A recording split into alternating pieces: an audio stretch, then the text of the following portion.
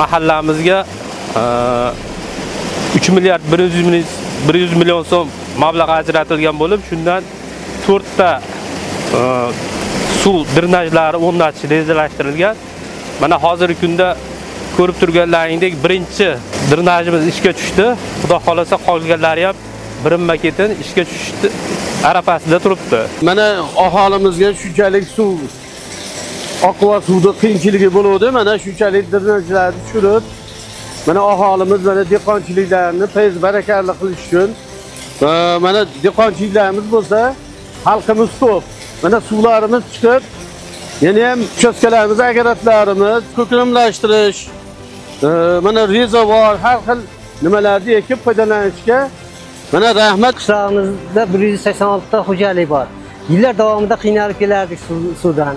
Mana muhtaram prezidentimizni ko'magi asosida mana suv chiqarildi. Elimiz, xalqimiz xursand.